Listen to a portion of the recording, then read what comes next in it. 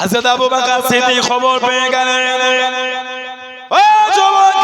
হযরত ফাতেমা রাদিয়াল্লাহু তাআলা আনহা অসুস্থ হয়ে গেলেন, কমজোর হয়ে গেলেন। হযরত আবু বকর সিদ্দিক রাদিয়াল্লাহু তাআলা আনহু টুকটুক করে চলে গেলেন।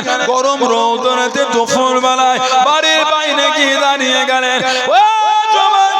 হযরত আবু বকর সিদ্দিক রাদিয়াল্লাহু তাআলা আনহু সালাম খানা দিয়ে দেন, আসসালামু আলাইকুম আহলে বাইত ও রাসূলুল্লাহর আহলে বাইত, আপনাদের কোন সালাম। হযরত আলী রাদিয়াল্লাহু তাআলা আনহু বাইরে বার হয়ে গেলেন, সালামে জবাব খানা দিয়ে ও খলিফাতুল মুসলিমিন কি মনে করে চলে গেলেন, কি চিন্তা নিয়ে চলে গেলেন।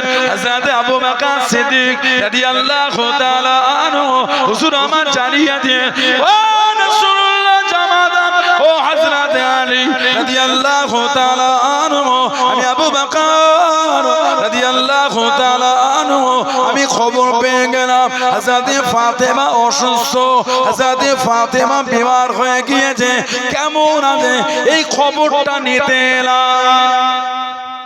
শুনলাম নাকি নবীর মেয়ে একটু অসুস্থ। জানাশান আল্লাহ রাসূল বলেছেন আল ফাতিমাতু সাইয়্যিদাতুন নিসাই আহলিল জান্নাহ, আমার ফাতেমা জান্নাতের সমস্ত মেয়েদের রানী। সুবহানাল্লাহ বললেন না, আমার মেয়ে জান্নাতের সমস্ত রমণীদের রানী। হাদিস শরীফে এসেছে উনি যখন কিয়ামতে জান্নাতে যাবে গায়েবী আওয়াজ হবে ইয়া আহলাল জামি বা ইয়া আহলাল মাহশার গাত্তু আফসারাকুম, তোমরা তোমাদের চোখটা নিচের দিকে করে দাও হাত্তা তামুররা ফাতিমা বিনতে মুহাম্মদ সাল্লাল্লাহু আলাইহি ওয়াসাল্লাম। এখন এখান থেকে পার হবেন হুজুরের মেয়ে হযরত ফাতিমা রাদিয়াল্লাহু তাআলা আনহা।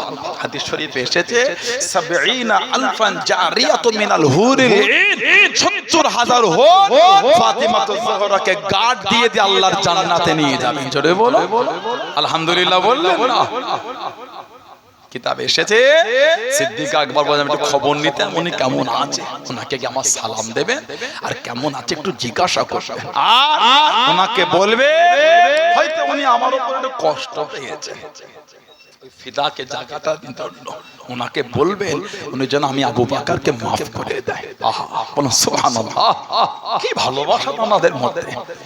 হযরত শেরে খোদা গেলেন, হুজুরের মেয়ে বলেন কে এসেছে দুপুরবেলা? খলিফাতুল মুসলিমিন এসেছে, আপনাকে সালাম দিয়েছে, আপনি অসুস্থ, একটু খবর নিতে এসেছে।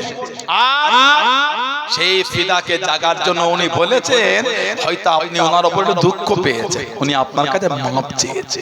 ওহ সুবহানাল্লাহ। ফাতিমাতুজ জোহরা শুনলেন, কিছুক্ষণ পরে বললেন আমি এই অবস্থায় ওনার সাথে এই বিষয়ে আর কথা বলতে পছন্দ করছি না, একটু ওনাকে গিয়ে বলে দেন আমি আর দুনিয়ায় এই বিষয়ে কথা বলবো না, কিয়ামতে এই বিষয়ে আব্বার সামনে আল্লাহর দরবারে এই বিষয় আলোচনা হবে, এখন আর নয়। জানো ওনাকে গিয়ে বলে দেন। হযরত আবু বকর সিদ্দিক রাদিয়াল্লাহু আনহুকে যখন শেরে খোদা রাদিয়াল্লাহু আনহু বললেন যে হুজুরের মেয়ে আপনার সাথে এই সময় ওই বিষয়ে কথা বলতে পছন্দ করছে না, উনি বলেছেন চলে যেতে, কিয়ামতে এই বিষয়ে আলোচনা হবে। আবু বকর সিদ্দিক হুজুরের চেহারার রংটা পাল্টে গেল, আহা চোখ দিয়ে টপ টপ করে পানি পড়ছে। বলছেন হুজুরের মেয়েকে গিয়ে বলে দেন যতক্ষণ আমাকে এই বিষয়ে খুশি মনে বিদায় না দেবে আমি ওনার দরবার থেকে ওনার বাড়ি থেকে আমি উঠে যাব না। বলুন সুবহানাল্লাহ। ওই রোদে ওনার বাড়ির বাইরে উনি আর চাদর জড়িয়ে বসে পড়লেন, গোটা শরীর ঘেমে লেগে যাচ্ছে, অনেক খুন কেটে গেল। শেরে খোদা গিয়ে বললেন ও হুজুরের মেয়ে, খলিফাতুল মুসলিমিন বলেছে ওনাকে খুশি মনে যতক্ষণ বিদায় না দেবে আপনার দরবার থেকে উনি যাবে না বলেছে। অনেক পরে ফাতিমাতুজ জোহরা রাদিয়াল্লাহু আনহা বললেন যান ওনাকে গিয়ে বলে দেন আমি খলিফাতুল মুসলিমিনকে খুশি মনে আমি বিদায় জানালাম। জোরে বলো, আর একটু জোরে বলা গেল না? নবীর আওলাদ আর নবীর আহলে বায়াতের মধ্যে ভালোবাসা। ক্বাবলিহি রাসূল قال رسول الله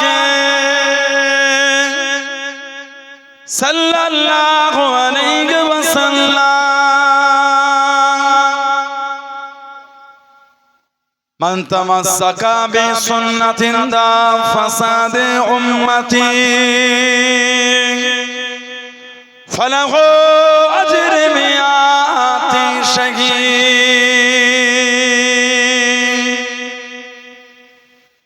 প্যারে হাজিরানে মজলিস, আমার ঈমানদার ভাইরা, নেককার আল্লাহ ওয়ালা গণেরা, যুবকেরা, মুরব্বিয়ান বাপজানেরা, সমবয়স্ক আমার নওজওয়ান গণেরা, আজকের আমাদের এই ৪ নম্বর চৈতল যে সুন্দর বাৎসরিক মাহফিলের একনিষ্ঠ কর্মী কমিটি সাহেবান গণেরা, বিভিন্ন গ্রাম বিভিন্ন পাড়া থেকে আগত আমার ফুরফুরা শরীফের মুজাদ্দিদুল জামান হুজুরের সিলসিলার মুরিদ মুতাকিদিন পাগল গণেরা, পর্দার আড়ালে অবস্থিত আমার মা ও বোনেরা, আজকের মাহফিলের সম্মানীয় অত্তেলাকা মসজিদের ইমাম সাহেব সহ সম্মানীয় উলামা হযরত গণেরা, আজকের মাহফিলের সম্মানীয় মেহমান দয় দরবারে ফুরফুরা শরীফ থেকে আগত আওলাদে মুজাদ্দিদুল জামান, আমার বন্ধু মানুষ, আমার ক্লাস ফ্রেন্ড, আমাদের জনাব পীরজাদা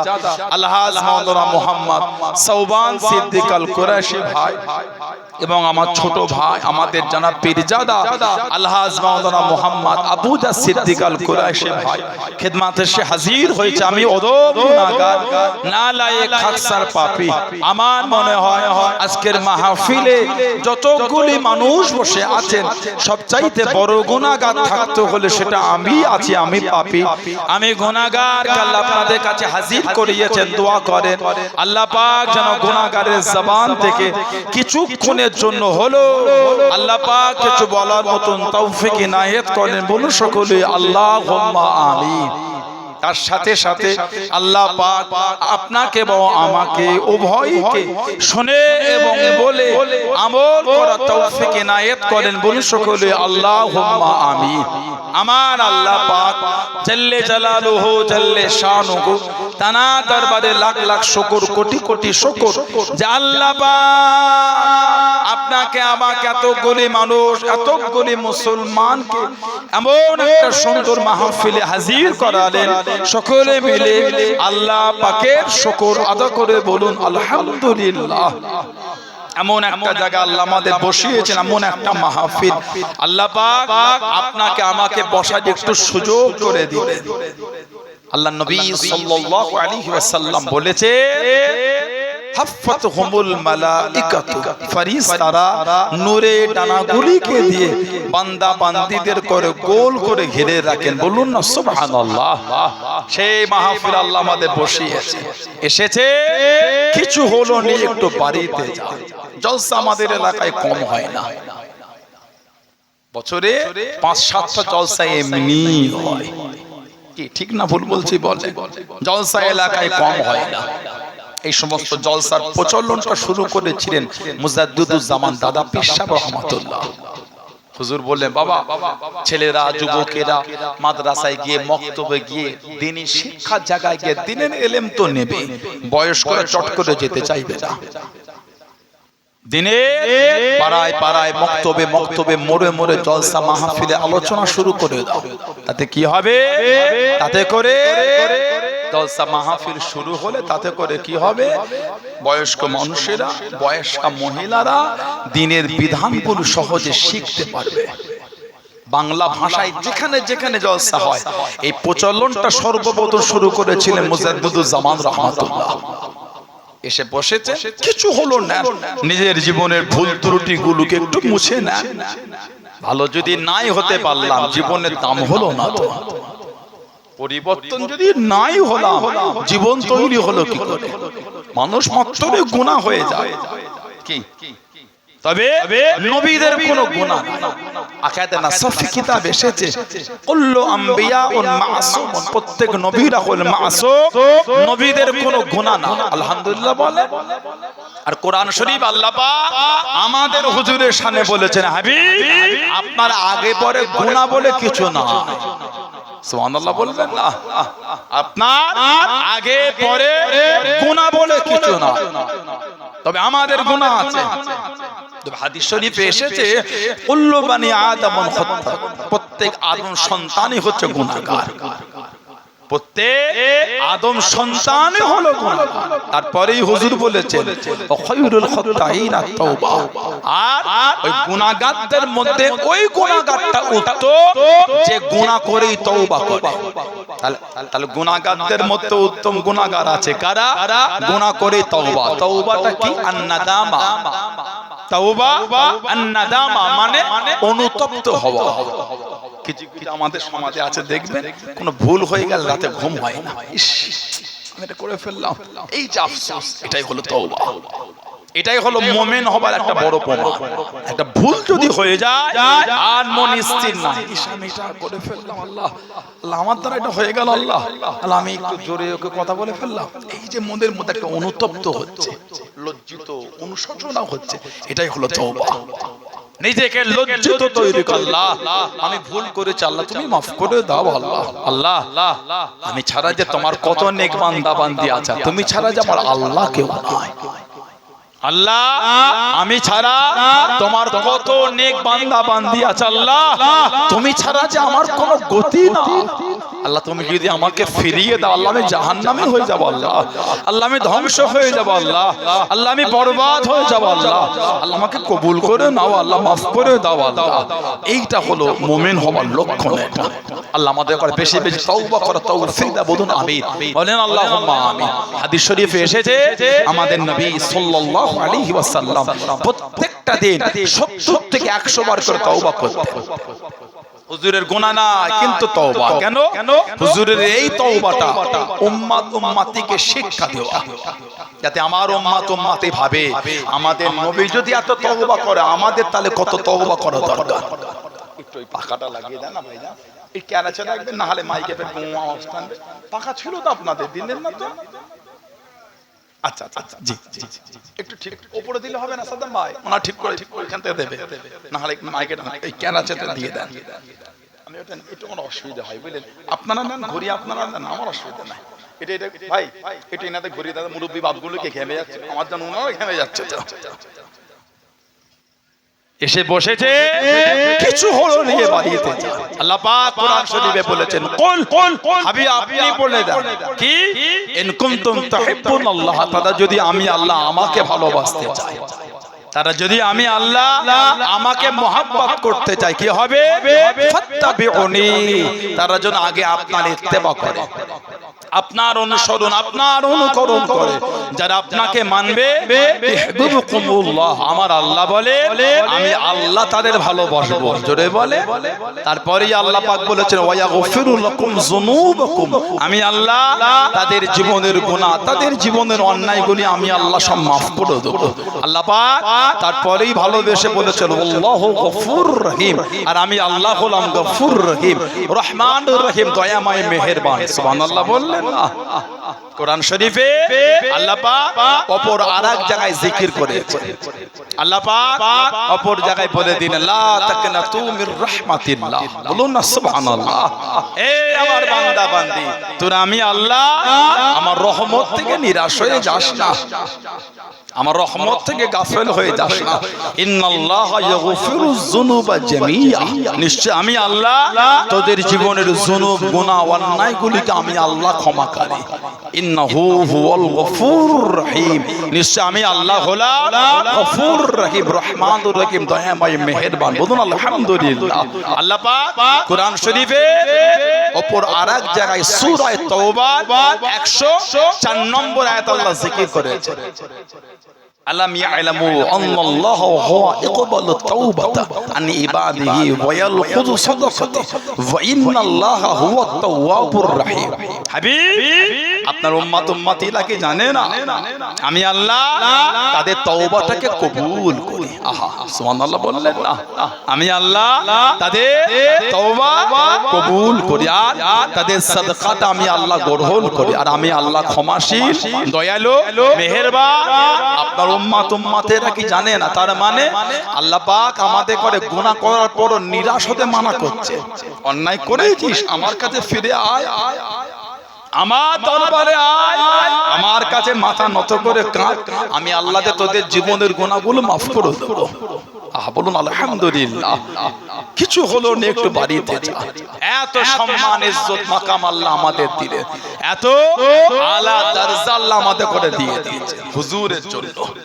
সেই হুজুরের ভালোবাসা অন্তরে যারা নিয়েছেন তাদের থেকে শিক্ষা, হুজুরের ভালোবাসা নিয়েছেন হুজুরের সাহাবারা। ইসলাম জাহানের তৃতীয় খলিফা ছিলেন হযরত উসমান। ইসলাম জাহানের তৃতীয় খলিফা হযরত উসমান রাদিয়াল্লাহু তাআলা আনহু। আল্লাহ নবী জামাকে বলেছেন, উসমান তোমার এই গায়ের জামাটা খুলে নেওয়া হবে, মানে গায়ের জুব্বা খুলে নেবে। ততক্ষণ পর্যন্ত গায়ের জামাটা তুমি খোলো না যতক্ষণ আমার সাথে তোমার মোলাকাত না হচ্ছে, মানে তোমাকে তোমার খেলাফত থেকে নামিয়ে দেবে। তুমি খেলাফত ছাড়বে না, শহীদ হয়ে যাবে, কিন্তু খেলাফত ছাড়বে না। কে? হযরত উসমান। আল্লাহর রাসূল বলেছেন, উসমান রফিকি ফিল জান্নাহ, তুমি হলে আমার আল্লাহর জান্নাতের বন্ধু। সুবহানাল্লাহ বলবেন না? ভালোবাসায় বলা গেল না, তুমি হলে আমার আল্লাহর জান্নাতের বন্ধু। কি হযরত উসমান? আল্লাহ নবী নববী শরীফ থেকে বার হয়ে গেলেন। ও যুবকেরা, ও আমার মুরব্বি বাপদাদা, মায়েরা, বোনেরা, মগিরা, আল্লাহ নবী সাল্লাল্লাহু আলাইহি ওয়াসাল্লাম নববী শরীফ থেকে বার হয়ে গেলেন। টুকটুক করে কেটে কেটে চলে যায় মদিনা শরীফের কবরস্থান জান্নাতুল বাকি। তখন কবরস্থান ছিল না, তখন কবরস্থান হলো না। আল্লাহ নবী চতুর্দিকে ঘুরে ঘুরে দেখে আল্লাহ নবীর পছন্দ হয়ে গেল, আল্লাহ নবীর বড়টা মনে লেগে গেল। আল্লাহ নবী ফিরে গিয়ে হযরত উসমান রাদিয়াল্লাহু তাআলা আনহুকে ডাক দিয়ে দেন, ও বাবা উসমান, আমি নবী সাল্লাল্লাহু আলাইহি ওয়াসাল্লাম ওই জায়গাটা দেখেছি বাবা, আমার বড়টা পছন্দ বাবা, আমার বড়টা মনে লেগেছে বাবা। চতুর্দিকে ঘুরে ঘুরে দেখেছি, ওই জায়গাটা একবার দেখো বাবা। হযরত উসমান ইবনে আফফান রাদিয়াল্লাহু তাআলা আনহু টুকটুক করে চলে গেলেন। চতুর্দিকে ঘুরে ঘুরে দেখে জায়গাটার মালিকের কাছে চলে গিয়ে ওই জায়গাটাকে কিনে নিয়ে আল্লাহ নবী সামনে চলে গেলেন। আসসালামু আলাইকুম ইয়া রাসূলুল্লাহ হাবিবাল্লাহ। আল্লাহ নবী সালামের জবাব খানা দিয়ে আল্লাহ নবী জিজ্ঞাসা করলেন, ও বাবা উসমান, আমি নবী, আমার বড়টা পছন্দ বাবা, আমার বড়টা মনে লেগেছে বাবা, ওই জায়গাটা দেখেছো বাবা? ইয়া রাসূলুল্লাহ হাবিবাল্লাহ, ইয়া রাসূলুল্লাহ হাবিবাল্লাহ। আল্লাহ পাকের নবী শুধু জায়গাটা দেখি নাই, আমি উসমান ওই জায়গাটাকে কিনে এনেছি। জনে বলুন সুবহান, আর একটু জনে বলুন সুবহান। শুধু দেখে নয়, ওটা কিনে এনেছি ইয়া রাসূলুল্লাহ সাল্লাল্লাহু আলাইহি ওয়াসাল্লাম। হুজুর, আমি উসমান ওই জায়গাটা আপনার কদমে হাদিয়া করে দিই। আল্লাহর রাসূল বলেছে, যে এই জায়গাটা কিনে হাদিয়া করলো মানে আজাদ করে দিল, আমি নবী বললাম সে যেন নিজের জান্নাতটা দুনিয়া থেকে কিনে ফেলল। ইসলাম জাহানে তৃতীয় খলিফা আমাদের হুজুর মাঝে মাঝে বলতেন, আমার একটাই সাহাবী দুনিয়া থেকে 3 বার জান্নাত কিনেছে, ওটা হলো আমার উসমান। জোরে বলবেন না? বললেন আলহামদুলিল্লাহ। এত ইজ্জত আল্লাহ ওনাকে দিয়েছে। তবে আমাদের ইমাম, বিশ্বের ইমাম, 4 ইমামের এক ইমাম, ইমাম নুমান বিন সাবিত আবু হানিফা হুজুর রাহমাতুল্লাহ, যিনি জীবনে 55 বার খালি হজ করেছেন। সুবহানাল্লাহ বললেন না? আমাদের ইমাম জীবনে 55 বার হজ করেছেন। নুমান বিন সাবিত আবু হানিফা হুজুর রাহমাতুল্লাহ 83,000 মাসলার খালি রায় দিয়ে গেছেন ইমাম আবু হানিফা হুজুর। 83,000 বললেন না? সুবহানাল্লাহ, এত আলা দরজা।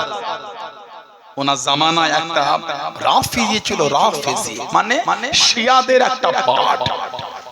রাফিজি যাদের আকীদা হযরত জিবরাইল আলাইহিস সালাম ওহিটা ভুল করে আমাদের নবীকে দিয়ে ফেলেছে। আস্তাগফিরুল্লাহ বললেন না? আল্লামা হিন্দ, আল্লামা রুহুল আমিন রাহমাতুল্লাহ আলাইহি ওনার বাহাসের কিতাবগুলো দেখবেন, রদ্দে আজান গেছি, কাদিয়ানীদের বিরুদ্ধে বাস, মুতাজিলা বিভিন্ন আকীদার উপর উনি কিতাবে লিখে গেছে। দাদা হুজুর রহমাতুল্লাহ আলাইহির অনুমতিতে আল্লামা আল্লামা রুহুল আমিন রাহমাতুল্লাহ, দাদা হুজুর কেবলার খলিফা, দাদা হুজুরের রুহানি আওলাদ ছিলেন। আলহামদুলিল্লাহ বললেন না? আপনাদের এই বসিয়াটে শুয়ে আছে, কথা ঠিক না ভুল বলছি? আপনাদের এই জেলার রত্ন উনি, আলহামদুলিল্লাহ বলেন, উনি কিতাব লিখে গেছে। গুণ পড়বে, পড়তে হয়, জানতে হয়, আপনাকে দ্বিমত করতে হবে না, জেনে রাখতে হয়। দ্বিমত করতে হবার দরকার নাই, নিজে পড়ে থাকবে, কাজ দেবে। যেভাবে দিনের দিন সমাজ একটা বিভিন্ন রকম শুরু হচ্ছে, জানতে হবে, নাহলে গন্ডগোল হয়ে যাবে। অন্য নিয়ে বলার সময় নাই, নিজে মজবুত থাকলেই হলো। কথা ঠিক না ভুল বলছি? অন্য কেউ বলে আমি কি করব, আমি আমার জায়গায় মজবুত থাকলে তো আলহামদুলিল্লাহ। আবার ভাইয়েরা, রাফেজি ইমাম আবু হানিফা হুজুরের জামানায় যে বলে বলে বেড়াতো, আল্লাহর নবী সাল্লাল্লাহু আলাইহি ওয়াসাল্লাম নিজের দুটো মেয়ের বিয়ে ইহুদির সাথে দিয়েছে। আহা, উসমান ইবনে আফফানকে ইহুদি বলতো। ওহ, লা হাওলা ওয়ালা কুওয়াতা ইল্লা বিল্লাহ। আজও যখন মুহররম মাস আছে, আসো, কিছু কিছু বেঈমান আছে, হযরত আবু বকর সিদ্দিক, হযরত ওমর ফারুক আর হযরত উসমান গনি রাদিয়াল্লাহু তাআলা আনহুম আজমাইন, হযরত মা আয়েশা আর হযরত মা হাফসা রাদিয়াল্লাহু তাআলা আনহুমা, ইনাদের নাম ধরে ধরে আজও গালি দেওয়া হয়। নাউজুবিল্লাহ বললাম যে এরাই তো সবথেকে বেশি ক্ষতি করেছে। ওরা জানে না আহলে বায়াতকে হুজুরের সাহাবারা কত ভালোবাসতেন। মা আয়েশা বলেছেন, আমি আল্লাহর নবী সাল্লাল্লাহু আলাইহি ওয়াসাল্লামকে দেখেছি, গোটা পৃথিবীর মধ্যে আল্লাহর নবী হযরত ফাতিমাকে সবথেকে বেশি ভালোবাসতেন। নাউজুবিল্লাহ। নবীর আওলাদদের প্রতি যদি মায়ের নোংরা কোনো চিন্তা থাকতো, মা এটা বলতেন না কোনোদিন। আপনার সাথে আমার যদি রাগারাগি হয়, আমি আপনার সম্মান বর্ণনা করব? একটু হ্যাঁ খুব দেন। মা বলে, আমি আল্লাহর নবীর কাছে গোটা পৃথিবীর মহিলাদের মধ্যে সবথেকে বেশি হযরত ফাতেমাকে হুজুরকে ভালোবাসতে দেখেছি। বলুন সুবহানাল্লাহ। হযরত আবু বকর সিদ্দিক, ওমর ফারুক, উসমান গনি রাদিয়াল্লাহু আনহুম আজমাইন আহলে বায়াতকে এত ভালোবাসতেন। হযরত আবু বকর সিদ্দিক হুজুর সাল্লাল্লাহু আলাইহি ওয়াসাল্লামের ওফর শরীফের পরে একটা জায়গা ছিল আপনার উহুদ পাহাড়ের পাশে, মসজিদে ফাশি বলে একটা মসজিদ আছে, হাজিরা জানে মসজিদে ফাশি, ওর পাশে ফিদাক বলে একটা জায়গা আছে, ফিদা। ওই জায়গাটা হযরত ফাতেমা চেয়েছে ওটা আমাকে দেয়া হোক, ওটা আমার আব্বা। সিদ্দিক আকবর বলে, আপনি নবীর আওলাদ, আপনি নেবেন, আমার দুঃখ নাই, তবে নবীরা দুনিয়ার কোন জায়গার মালিক হন না, টাকা পয়সার মালিক হন না, এটা আল্লাহর তরফ থেকে। নবীরা দুনিয়ার বিশাল শরীফের পরে মালিক, এটা হুকুম আল্লাহর। আপনি যদি নেন আমার, তবে কিন্তু মালিক, হুজুরের জায়গার কোনো ভাগ হবে না। একটু মনোমালিন্য হয়ে গেছিল। আহা, মসজিদে ফাশি আল্লাহ নবী সাহাবাদের নিয়ে চলে যাচ্ছেন, এত ক্ষুধার্ত হয়ে গেল। হুজুর বললেন, বাবা কিছু আছে কি দেখো না বাবা। হুজুর, এই মরুভূমিতে কি পাবো? যাও, ওই মহিলাটি বকরি পেলেছে, যে বলো না। মহিলাটির কাছে গিয়ে বললাম, আবু বকর সিদ্দিক রাদিয়াল্লাহু আনহু, এই মেয়ে, এই বকরিটাকে দেবে, একটু দুধ পান করব। মেয়েটা বলো, বকরির পেটে বাচ্চা, পাঁটে দুধ হবে না, তুমি দাও না, আল্লাহর নবী ওখানে আছে। তা নাও। বকরি আনলো, আল্লাহর নবী সাল্লাল্লাহু আলাইহি ওয়াসাল্লাম হুজুর এই পিঠ থেকে মাথা পর্যন্ত হুজুর হাত বুলিয়ে দিলেন। আল্লাহ পাকের হুকুম, বকরির বাট দুধে ভর্তি হয়ে গেল। বলুন সুবহানাল্লাহ। দুধ পান হয়ে গেল, মিটে গেল। আবার হুজুর মাথা থেকে পর্যন্ত হাত বুলিয়ে দেন, আল্লাহর হুকুম, আবার বকরি যেমন কি তেমন হয়ে গেল। চলে বলুন না সুবহানাল্লাহ। ওখানে একটা মসজিদে ফাশি বলে না, উহুদের ময়দান, পাহাড়ের পাশে একটা মসজিদ। হাজীদের জিজ্ঞাসা করবেন, এখন তো আমাদের এলাকায় হজে যাওয়া, উমরায় যাওয়া সহজ হয়ে গেছে, ঘন ঘন উমরায় যাওয়া হচ্ছে, আলহামদুলিল্লাহ বলেন। আল্লাহ সকলকে যাওয়ার তৌফিক দাও, বলুন আল্লাহুম্মা আমিন, বলেন আল্লাহুম্মা আমিন। তবে চিটিং বাজিও কম নেই। ট্রাভেলসের নাম করে উমরায় নিয়ে যাওয়ার নাম করে চিটিং বাজিও কিন্তু কম হচ্ছে না, মনে রাখবেন। 6 মাস আগে 5 মাস আগে টাকা নিয়ে নিচ্ছে, একটু কম পয়সা নিয়ে যাব, পাসপোর্ট রেডি বলে যাও, এয়ারপোর্টে চলে যাও, নকল টিকিট ধরিয়ে দিচ্ছে, আমি ভিসা নিয়ে যাচ্ছি। 5 ঘন্টা বসে এরকম ভিসা এলো না। মাঝে মধ্যে নেটে আসে দেখেন না, নাউজুবিল্লাহ বলে। তুমি আল্লাহর কাবার মেহমান আর হুজুরের দরবারে মেহমান দিলে বেয়াদবি করছো, এর জবাবটা তুমি আখিরাতে দেবে। লোকেরা আবেগ আর ভালোবাসা গুলো কেলে মজাক পেয়েছো তুমি। চিটিংবাজি করতে করতে কাবা শরীফ মেহমানদের সাথে চিটিংবাজি শুরু করেছো, কথা ঠিক না ভুল বলছো? এত শয়তান হয়েছে, এদের উপর আল্লাহ লানাতে ধরতে হবে। কয়েক বছর ধরে ফোন আসে আপনাদের এলাকায়, মনে হয় আসে। আমার ফুরফুরা শরীফের অমুক সিদ্দিকী বলছি, আমাদের সৌদি ঘর আছে, টাকা দেওয়া হচ্ছে মসজিদে মাদ্রাসায় 5 লক্ষ 7 লক্ষ টাকা, আপনাদের এলাকায় থাকলে একটু বলবেন, তাহলে দেবো, কিছু টাকা দেবো।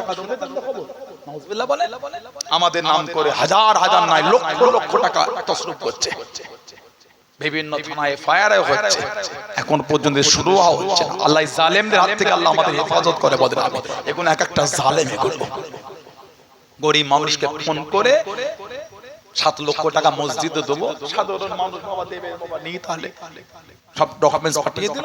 1 ঘন্টা পরে বলছে হ্যাঁ একটা ট্যাক্স লাগে তো 10,000 টাকা 7,000 টাকা, আপনি ট্যাক্সটা পাঠিয়ে দেন, 1/2 ঘন্টা টাকা ঢুকে যাবে। অনেক লোক বোঝে না, ট্যাক্স পাঠিয়ে দেয়। ঘুরিয়ে বলবে 7 লক্ষ টাকা 8 লক্ষ 10-12 লক্ষ দিতে পারছো, ট্যাক্সের 12,000 দিতে পারো না? এক কাজ করো, ওই 7 লক্ষ থেকে ট্যাক্সের 12,000 কেটে বাকিটা দিয়ে দাও। কথা বলে না, জালেমদের সাথে এরকমই করতে হবে। আমি টাকা দিলাম না, যে 7 লক্ষ টাকা আমাকে দেবে, ওর থেকে তুমি 8,000 কেটে নাও ট্যাক্সে, বাকি যা আছে ওটা আমাকে দিয়ে দাও। কথা বলে না, খবরদার সব জালেমদের পাল্লায় পড়বেন না। আল্লাহ জালেমদের হাত থেকে আমাদের হেফাজত করে বলুন আমিন। বলেন আল্লাহুম্মা আমিন। আমার ভাইয়েরা, বাপজানেরা, ছেলেরা, যুবকেরা, মুরব্বিরা, আল্লাহর নবী সাল্লাল্লাহু আলাইহি ওয়াসাল্লাম এই মসজিদে ফসিয়ে ওই জায়গাটা হযরত ফাতিমা সিদ্দিকা আকবরের থেকে চেয়েছিলেন। উনি বললেন কেন? নবীরা তানাদের কোন জায়গা জমির ওয়ারিস হয় না, তানাদের ইলমের ওয়ারিস হয়।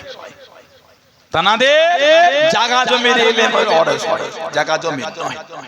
মুসলমানের হযরত আবু বকর সিদ্দিক খবর পেয়ে গেলেন, ও যুবকেরা, হযরত ফাতিমা রাদিয়াল্লাহু তাআলা আনহা অসুস্থ হয়ে গেলেন, কমজোর হয়ে গেলেন। হযরত আবু বকর সিদ্দিক রাদিয়াল্লাহু তাআলা আনহু টুকটুক করে চলে গেলেন। গরম রৌদ্রেতে দুপুর বেলায় বাড়ির বাইরে গিয়ে দাঁড়িয়ে গেলেন। ও যুবকেরা, হযরত আবু বকর সিদ্দিক রাদিয়াল্লাহু তাআলা আনহু সালাম খানা দিয়ে দেন, আসসালামু আলাইকুম আহলে বাইত, ও রাসূলুল্লাহর আহলে বাইত, আপনাদের কোন সালাম। হযরত আলী রাদিয়াল্লাহু তাআলা আনহু বাইরে বার হয়ে গেলেন, সালামে জবাব খানা দিয়ে, ও খলিফাতুল মুসলিমিন, কি মনে করে চলে গেলেন, কি চিন্তা নিয়ে চলে গেলেন? হযরত আবু বকর সিদ্দিক রাদিয়াল্লাহু তাআলা আনহু হুজুর আমার জানিয়ে দিয়ে, ও রাসূলুল্লাহ জামাদাম, ও হযরত আলী রাদিয়াল্লাহু তাআলা আনহু, আমি আবু বকর রাদিয়াল্লাহু তাআলা আনহু আমি খবর পেয়ে গেলাম হযরত ফাতেমা অসুস্থ, হযরত ফাতেমা বিমার হয়ে গিয়েছে, কেমন আছে এই খবরটা নিতে এলাম। শুনলাম নাকি নবীর মেয়ে একটু অসুস্থ। জানাশান আল্লাহ রাসূল বলেছেন, আল ফাতিমাতু সাইয়্যিদাতুন নিসাই আহলিল জান্নাহ, আমার ফাতেমা জান্নাতের সমস্ত মেয়েদের রানী। সুবহানাল্লাহ বললেন না? আমার মেয়ে জান্নাতের সমস্ত রমণীদের রানী।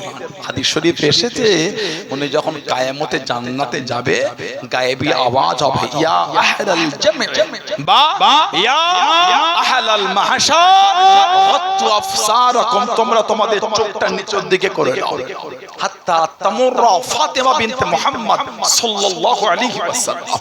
এখন এখান থেকে পার হবেন হুজুরের মেয়ে হযরত ফাতিমা রাদিয়াল্লাহু তাআলা আনহা। হাদিস শরীফে এসেছে, ৭০ আলফান জারিয়াতুন মিনাল হুরিল ঈন, ৭০,০০০ হুর ফাতিমাতুজ জোহরাকে গার্ড দিয়ে দিয়ে আল্লাহর জান্নাতে নিয়ে যাবেন। জোরে বলো আলহামদুলিল্লাহ বললেন না? কিতাবে এসেছে সিদ্দিক আকবর বলেন একটু খবর নিতে উনি কেমন আছে, ওনাকে কি আমার সালাম দেবেন আর কেমন আছে একটু জিজ্ঞাসা করবে, আর ওনাকে বলবে হয়তো উনি আমার উপর একটু কষ্ট পেয়েছে, ফিদাকে জায়গাটার জন্য ওনাকে বলবেন উনি যেন আমি আবু বকরকে মাফ করে দেয়। আহা, বলুন সুবহানাল্লাহ, কি ভালোবাসা আমাদের মধ্যে। হযরত শেরে খোদা গেলেন, হুজুরের মেয়ে বলেন কে এসেছে দুপুরবেলা? খলিফাতুল মুসলিমিন এসেছে, আপনাকে সালাম দিয়েছে, আপনি অসুস্থ, একটু খবর নিতে এসেছে। আর সেই ফিদাকে জাগার জন্য উনি বলেছেন হয়তো আপনি ওনার উপর একটু দুঃখ পেয়েছে, উনি আপনার কাছে মাপ চেয়েছে। ওহ, সুবহানাল্লাহ। ফাতিমাতুজ জোহরা শুনলেন, কিছুক্ষণ পরে বললেন আমি এই অবস্থায় ওনার সাথে এই বিষয়ে আর কথা বলতে পছন্দ করছি না, একটু ওনাকে গিয়ে বলে দেন আমি আর দুনিয়ায় এই বিষয়ে কথা বলবো না, কিয়ামতে এই বিষয়ে আব্বার সামনে আল্লাহর দরবারে এই বিষয় আলোচনা হবে, এখন আর নয়। জানোয়ারকে গিয়ে বলে দেন। হযরত আবু বকর সিদ্দিক রাদিয়াল্লাহু আনহুকে যখন শেরে খোদা রাদিয়াল্লাহু আনহু বললেন যে হুজুরের মেয়ে আপনার সাথে এই সময় ওই বিষয়ে কথা বলতে পছন্দ করছে না, উনি বলেছেন চলে যেতে, কিয়ামতে এই বিষয়ে আলোচনা হবে। আবু বকর সিদ্দিক হুজুরের চেহারার রংটা পাল্টে গেল, আহা, চোখ দিয়ে টপ টপ করে পানি পড়ছে। বলছেন হুজুরের মেয়েকে গিয়ে বলে দেন যতক্ষণ আমাকে এই বিষয়ে খুশি মনে বিদায় না দেবে আমি ওনার দরবার থেকে ওনার বাড়ি থেকে আমি উঠে যাব না। বলুন সুবহানাল্লাহ। ওই রোদে ওনার বাড়ির বাইরে উনি আর চাদর জড়িয়ে বসে পড়লেন, গোটা শরীর ঘেমে লেগে যাচ্ছে, অনেক কোন কেটে গেল। শেরে খোদাকে বললেন ও হুজুরের মেয়ে, খলিফাতুল মুসলিমিন বলেছে ওনাকে খুশি মনে যতক্ষণ বিদায় না দেবে আপনার দরবার থেকে উনি যাবে না বলেছে। অনেক পরে ফাতিমাতুজ জোহরা রাদিয়াল্লাহু আনহা বললেন যান ওনাকে গিয়ে বলে দেন আমি খলিফাতুল মুসলিমিনকে খুশি মনে আমি বিদায় জানালাম। জোরে বলো, আর একটু জোরে বলা গেল না? নবীর আওলাদ আর নবীর আহলে বায়াতের মধ্যে ভালোবাসা।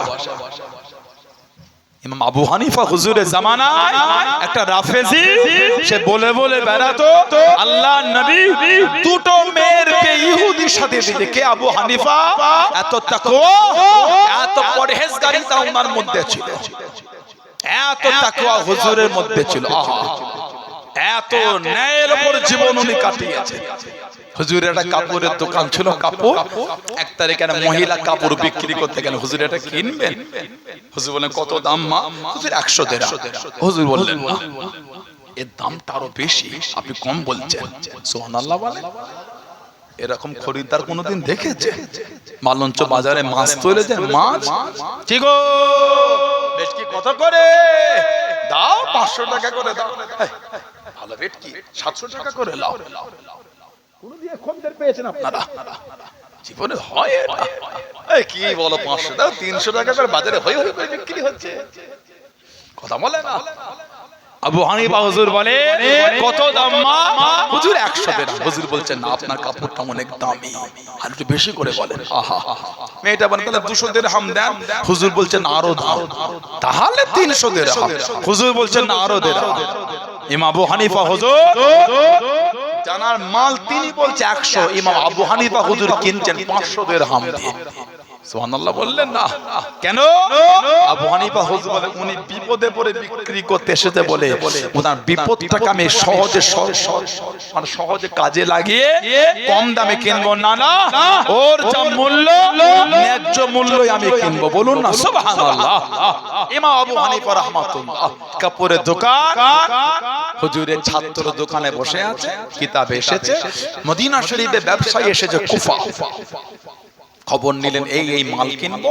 কুফার ব্যবসায়ীরা বলল এই মাল কিনতে গেলে নোমান বিন সাবেদ আবু হানিফা হুজুরের দোকান ছাড়া পাবেন না। মালঞ্চ বাজারে সব মাছ সব আড়তে ওঠে না, এই বড় বড় মাছ ওই আড়তে গেলে পাবে। কুফায় কাপড়ের দোকান অনেক, তবে যেই কোয়ালিটির কাপড় নেবে সব দোকান রাখেন আবু হানিফা হুজুর রাখেন। তবে যাচ্ছ যাও, ওনার দোকানে দাম দর করো না। কেন? আবু হানিফা হুজুর মালে লাভ করে না, যে দামেই কেনে সে দামেই বিক্রি করে দেয়। ধরে বলবো না সুবহানাল্লাহ। চলে গেলে সেদিন দোকানে ছাত্র কাপড় দেখে দেখে পছন্দ, কত দাম? 1000 দিরহাম। 1000 দিরহাম দিয়ে চলে গেল। কেন? মনে আছে তো দাম দর করতে মানা। আবু হানিফা হুজুর কোন একদিন কথোপকথনে বলে কাপড়টা কই বলে হুজুর বিক্রি করেছে কতই 1000 দিরহাম। ওহ তুমি এত লাভ করেছো কেন হুজুর? না ওটা আমি কিনেছি মাত্র 400 দিরহাম আর বিক্রি করছে 1000 দিরহাম, মানে 600 দিরহাম লাভ করেছো। আমি তা তো লাভ নেব না। কোথাকারে খরিদা বলে মদিনা শরীফ। আল্লাহ পাকের ওলি ও যুবকেরা, বিশ্বের ইমাম, জগতের ইমাম, চার ইমামের এক ইমাম হযরত নোমান বিন সামিত আবু হানিফা রাহমাতুল্লাহ আলাইহি মদিনা শরীফে চলে গেলেন। 1000 দিরহাম নিয়ে ওই খরিদারকে খরিদারকে কোথা পাবো খুঁজে খুঁজে না পেয়ে নামাজের সময় হয়ে গেল, আযান হয়ে গেল।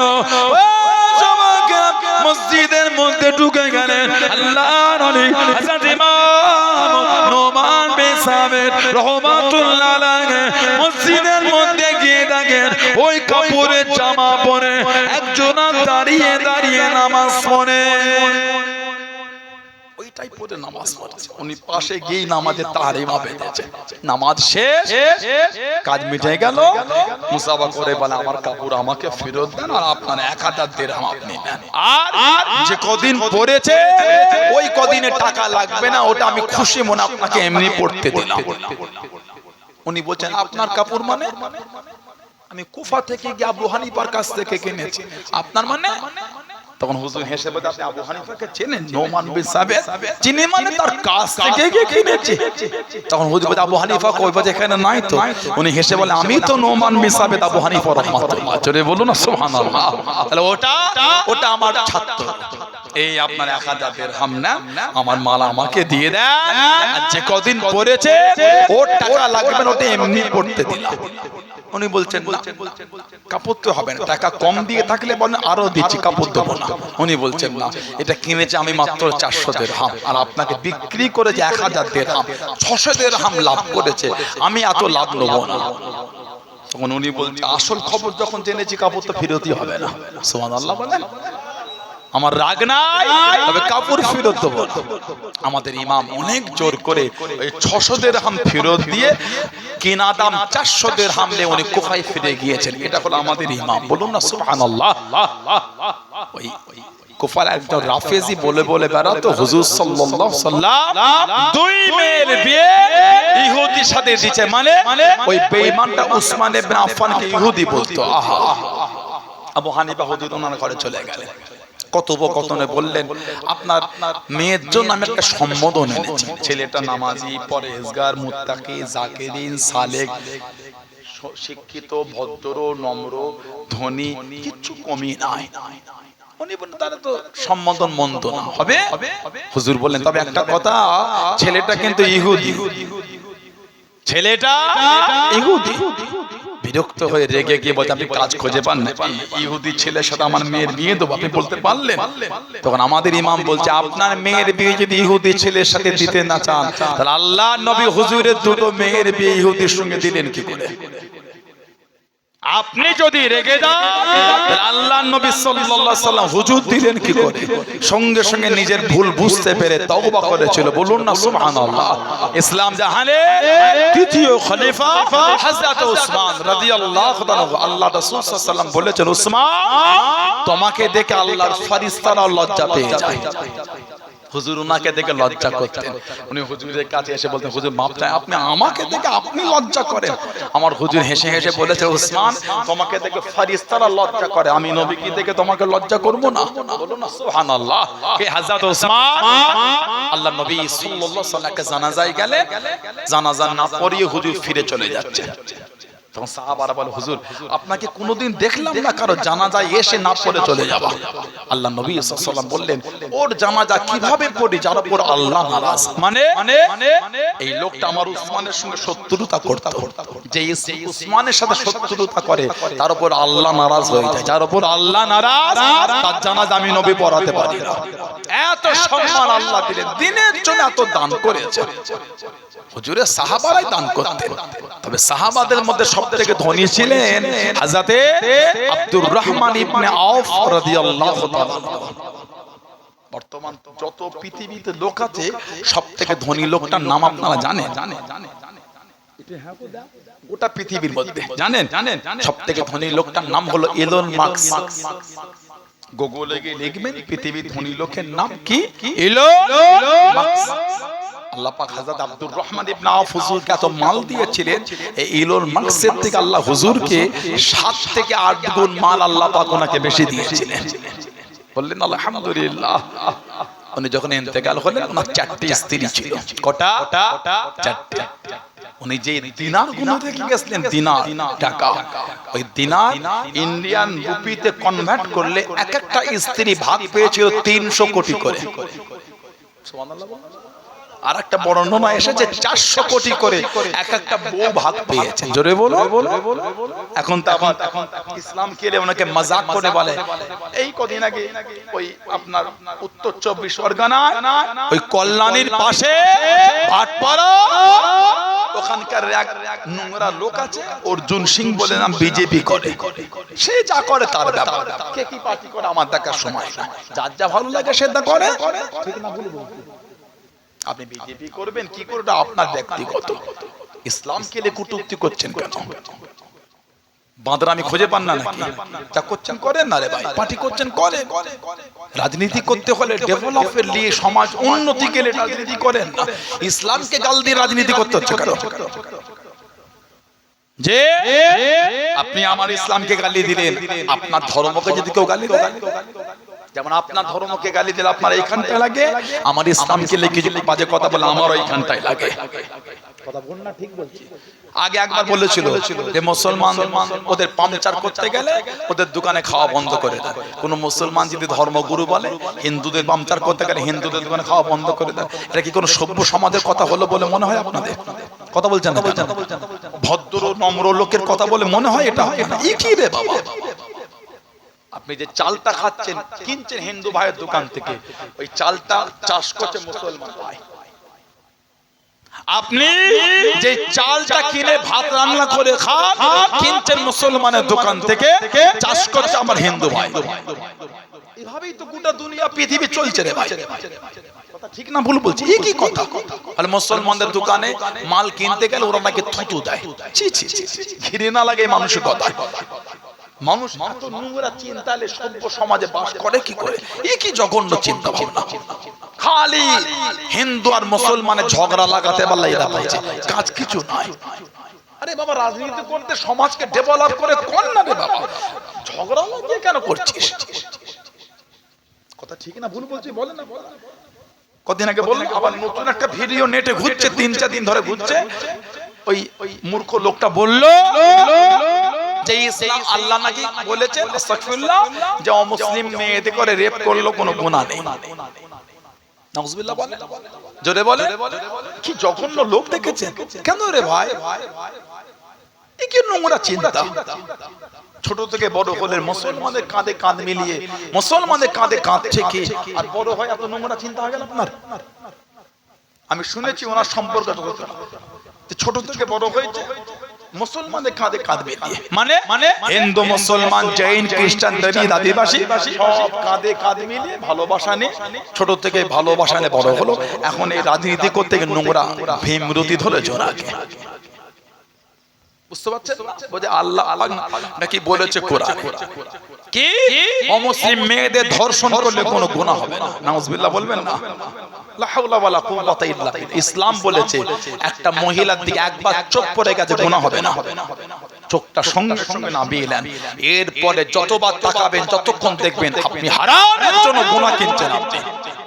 ইসলাম বলেন ওটা হিন্দুকে মুসলমান জৈনকে খ্রিস্টান দলিত আদিবাসী, ইসলাম বলেছে ওটা বেগানা মহিলা বলেছে। ইসলাম নিজের স্ত্রী যার দিকে তাকানো আল্লাহ পাক শরীয়তে হালাল করেছেন। জোরে বলে, ভালোবাসায় তাকানোটাকে আল্লাহ ইবাদত হিসাবে গণ্য করে নেবেন। আলহামদুলিল্লাহ বলে। কি জুলুম এগুলো! কোথায় পেয়েছেন আমার ইসলাম? কোন যদি অবিবাহিত পুরুষ একটা মহিলাকে অন্যায় ভাবে যদি তার উপর জুলুম করে তাকে ধর্ষণ করে, ইসলামের বিধান পুরুষটাকে কোমর পর্যন্ত মাটিতে পুঁতে পাথর ছুঁড়ে ছুঁড়ে রাজাম করে পুরুষটাকে হত্যা করতে হবে। আর যদি মহিলা তারও ওই জেনায় সম্মতি থাকে, সম্পর্ক, মেয়েটাকে গলা অবধি মাটিতে পুঁতে মেয়েটাকে পাথর মেরে মেরে রজম করে হত্যা করতে হবে। আর পুরুষটা যদি অবিবাহিত হয় তাকে 100টা বেতের ঘা মারতে হবে, 100টা বেত তালাক। এটা হলো ইসলামের বিধান। এটা আপনি বলতে অমুসলিমকে ধর্ষণ করলে কোনো গুনাহ নেই, কি জঘন্য মেন্টালিটি তৈরি হয়ে গেল। এত হিংস্র, এত নোংরা চিন্তালে সমাজে বাস করে কি করে? লজ্জা লাগে না? ইসলামকে কটূক্তি করতে করতে কত নিচেই নেমেছে। এটা আয়নার সামনে দাঁড়িয়ে মুখটা দেখবেন, আপনার মন আপনাকে ঘৃণা করবে।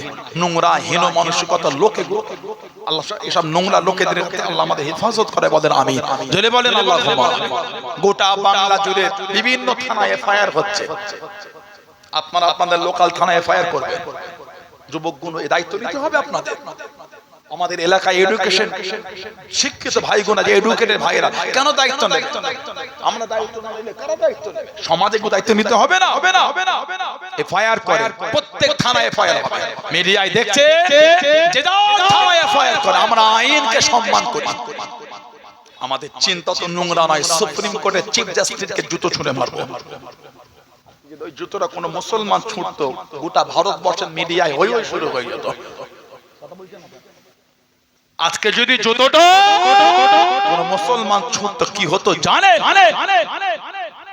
চিফ জাস্টিস যদি ভুল রায় দিয়ে থাকে, ভুল আইন তাকে শাস্তি দেবে। তুমি জুতো ছুঁড়ছো কেন? আপনি ছুঁড়বেন, ইনি ছুঁড়বে, উনি ছুঁড়বে, আইন বলে কিছু থাকবে না। গত 2-3 দিন আগে দুর্গাপুরে মানে আপনার ডক্টরি পড়াশোনা করে মহিলা, তাকে 4 জন না 5 জন মিলে রেপ করেছে। এই কথা তার মধ্যে 3 জন না 4 জন মুসলিম ছেলে। শাস্তি দাও। যদি সংবিধানের শাস্তি হয় ফাঁসি দাও, ফাঁসি দাও। আমাদের হয়ে গেছে অন্যায় করলে শাস্তি দাও, যে ধর্মেরই হোক। আমরা তো একবারও বলিনি ওকে ছেড়ে দাও। সেই শম্ভুলা জঙ্গিটা রাজস্থানে দেখেন, মালদার আফরাজুল বলে ভাইটাকে মোবাইলে লাইভ করে ওই রড দিয়ে মাথায় পিটিয়ে পিটিয়ে বছর 5-6 আগে রাজস্থানের শম্ভুলাল বলে একটা লোক জঙ্গি হত্যা করেছিল। ভুলে গেছেন আপনারা? মনে পড়ে না আপনাদের?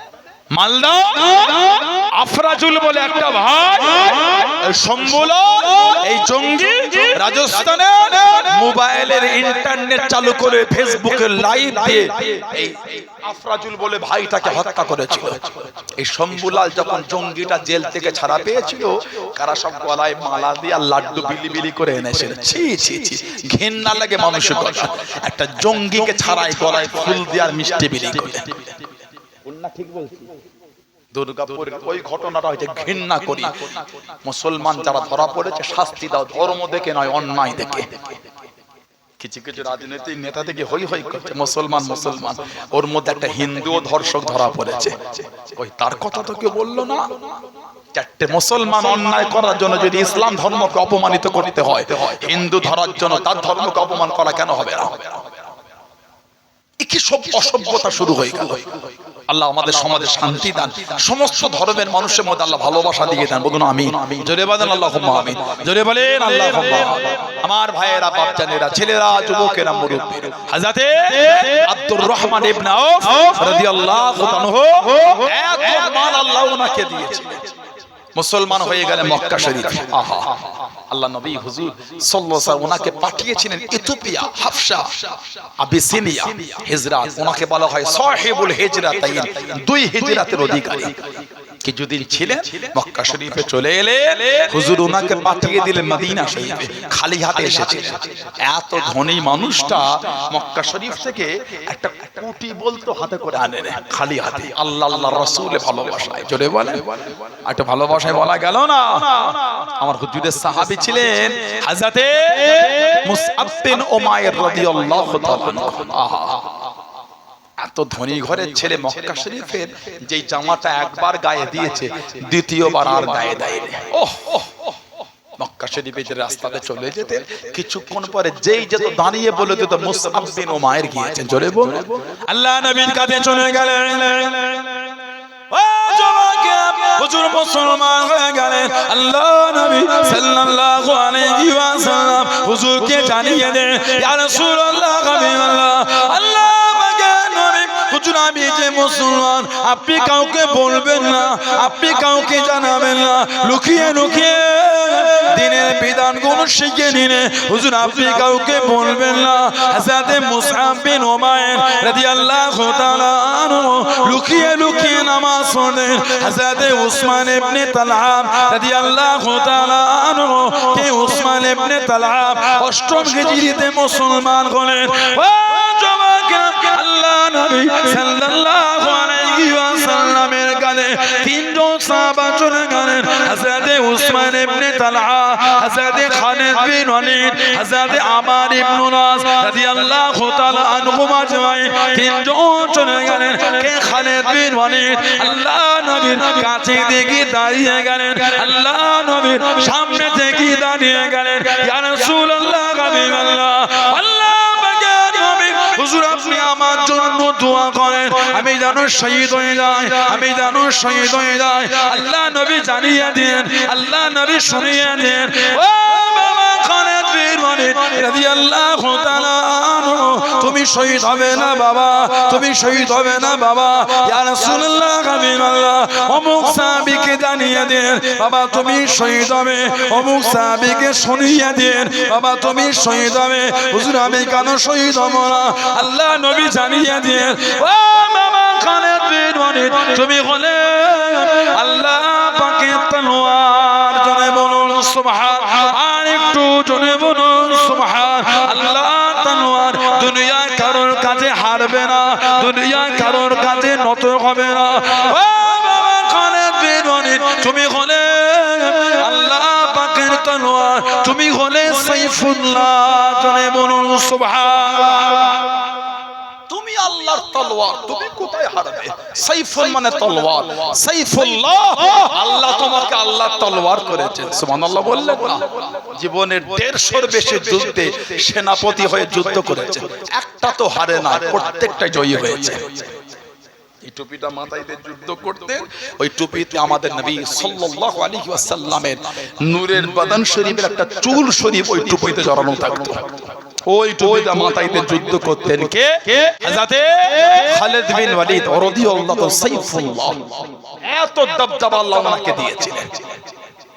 একটা কিতাব আছে আল্লামা ইবনে হাজার আসকালানী রাহমাতুল্লাহ, একটা কিতাব আছে আল্লামা হাফেজ ইবনে কাসির রাহমাতুল্লাহ আল বিদায়া ওয়ান নিহায়া বলে তারিখের একটা কিতাব লিখেছেন, আল বিদায়া ওয়ান নিহায়া।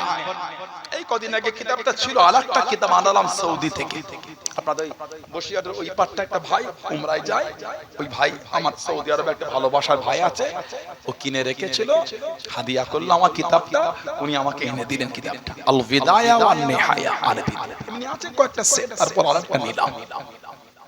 আল্লামা হাফেজ ইবনে কাসির রাহমাতুল্লাহ এই কিতাবে একটা ওয়াকিয়া এসেছে, সাহাবাদের একটা দল যুদ্ধ করতে করতে এগিয়ে যাচ্ছে, পুরো গিয়ে দাঁড়িয়ে গেলেন দরিয়ায়ে দাজলা, মানে টাইগ্রিস নদী।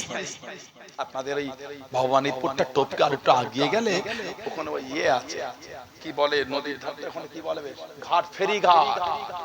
ওদিকে যেতে গেলে এবার নৌকা বা বোট ইউজ করতে হবে। কথা ঠিক না ভুল বলছি? ফেরি ঘাট, বোট ইউজ করতে হবে। সাহাবাদের কাতার এই দরিয়ায়ে দাজলা টাইগ্রিস নদীর কাছে গিয়ে দাঁড়িয়ে গেছে, মানে বোট না, নৌকা না, স্টিমার নাই, পার হবে কিচ্ছু না। আর ওই পাটটায় শত্রুরা আছে, আর পুরো দরিয়ায়ে দাজলার পানিটা জোয়ার চলছে। আপনারা জোয়ার মাটা ভালোই বোঝেন আপনারা, পুরো ফুলে ফেপে আছে। সাহাবাদের ইতস্তত ভাবে এই পানিতে যাব কি করে, ফিরে যাব নাকি? হযরত সাদ ইবনে আবি ওয়াক্কাস রাদিয়াল্লাহু আনহু আর হযরত খালিদ বিন ওয়ালিদ রাদিয়াল্লাহু আনহু এই দুজনে দাঁড়িয়ে একটা কঠিন ভাষণ দিয়ে দেয়, পিছনে যাবার কোনো গল্প না, যা হবে সামনে। আমরা দুনিয়ার কোনো স্বার্থে বার হয়নি, আমরা আল্লাহর দ্বীনের জন্য বার হয়েছি। জোরে বলো, হুজুরের সাহাবারা ভয় খেও না, যেটার ঘোড়া নিয়ে এই টাইগ্রিস নদীর পানিতে ঘোড়া নিয়ে নেমে পড়ো, বিসমিল্লাহ তাওয়াক্কালতু আলাল্লাহ, ঘোড়া নিয়ে নেমে পড়ো। সাহাবারা যেটার ঘোড়া নিয়ে টাইগ্রিস নদীতে নেমে যাচ্ছে, আল্লাহ পাকের হুকুম, একটা সাহাবার ঘোড়া পানিতে ডুবছে না, সব ডাঙার মতন ভেসে ভেসে একদিক থেকে আরেক দিকে পার হয়ে যাচ্ছে। জোরে বলে, জোরে বলা গেল না? সব সাহাবা হুজুর পার হয়ে গেলে খালিদ বিন ওয়ালিদ হুজুর ওই পারে গিয়ে বললেন, কারো কিছু ছেড়ে যায়? একজন সাহাবী বললেন, হুজুর আমার একটা কাঠের বাক্স ওই পানিতে পড়ে গেছে। খালিদ বিন ওয়ালিদ দোয়া করলেন, আল্লাহ আপনি আপনার হাবিবের ভালোবাসায় দিনের জন্য আল্লাহ সবাইকে সহজে পার করিয়ে দিন। আল্লাহ পাক আপনার হাবিবের একজন সাহাবীর একটা কাঠের বাক্স এই পানিতে পড়ে গেছে, আল্লাহ মেহেরবানি করে মিলিয়ে দেন। আল্লাহ কিতাব এসেছে, ঢেউ ওই কাঠের বাক্সকে ঢেউ দিয়ে ঠেলে ঠেলে আল্লাহর হুকুম ওই টাইগ্রিস নদীর কিনারায় আল্লাহ পৌঁছে দিয়েছিলেন। জোরে বলুন না, বললেন আলহামদুলিল্লাহ। খালিদ বিন ওয়ালিদ কোন এক যুদ্ধ গেলে জয়ী হতে পারছে না, একটা তলোয়ার ভেঙে যাচ্ছে, জয়ী হচ্ছে না। সাহাবা হুজুর মদিনা শরীফে শুয়ে আছেন, ও যুবকেরা, আল্লাহ পাকের হুকুমে আল্লাহ নবী সাল্লাল্লাহু আলাইহি ওয়াসাল্লামকে স্বপ্নের মধ্যে দেখতে পেলেন, খবের মধ্যে দেখতে পেলেন। আল্লাহ নবী জানিয়ে দিলেন, ও বাবা সাহাবারা, আমি নবী সাল্লাল্লাহু আলাইহি ওয়াসাল্লাম আমার খালিদ বিন ওয়ালিদ যুদ্ধের ময়দানে গেলে যায়, তোমরা তাকে সাহায্য করে যাও, তোমরা তার কাছে গিয়ে পৌঁছে যাও। সাহাবারা রেডি হয়ে গেলেন, ফজরের সময় ঘুম থেকে উঠে গিয়ে বাড়ি বাড়িতে গিয়ে গেলে, ও রাসূলুল্লাহ সাহাবারা আর কেউ ঘুমিয়ে থাকবে না, চলো চলো। আল্লাহ নবী যুদ্ধে যাবার হুকুম করে দেন, হযরত খালিদ বিন ওয়ালিদের কাছে যাবার জন্য হুকুম করে দিয়ে দেন। উনি নাকি যুদ্ধে ঘেনে যায়। আল্লাহ নবী সাল্লাল্লাহু আলাইহি ওয়াসাল্লাম স্বপ্নের মধ্যে জানিয়ে দেন, যুদ্ধের ময়দানে যাবার জন্য সাহাবাদের কাতারটা রেডি হয়ে গেল। ওনার বিবির কানেতে খবরখানা পৌঁছে গেল, চিন্তিত হয়ে গেলেন, চিন্তা করতে করতে দেখেন আল্লাহ নবী সাল্লাল্লাহু আলাইহি ওয়াসাল্লামের চুল শরীফওয়ালা টুপিখানা বাড়িতে রেখে চলে গিয়েছেন। ওই টুপিটা ঘরে, যেই টুপিতে হুজুর সাল্লাল্লাহু আলাইহি সাল্লামের চুল শরীফ ছিল, তারা হলো ওনার বিবি ওই টুপিটা নিয়ে ওই সাহাবাদের কাফেলায় পর্দানে সেনা হয়ে মিলে গেছে।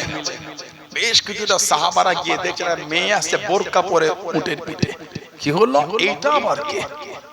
কোন জাসুস নাকি আমাদের এই গোপন কথাটা জানিয়ে দেবে? দাঁড়িয়ে গেলে, এই মেয়ে কে তুমি?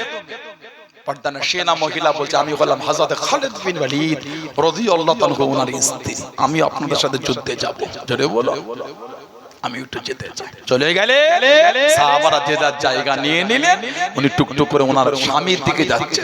খালিদ বিন ওয়ালিদ বলে, এই মেয়ে, পর্দানে সেনা মেয়ে যুদ্ধের ময়দানে কে তো?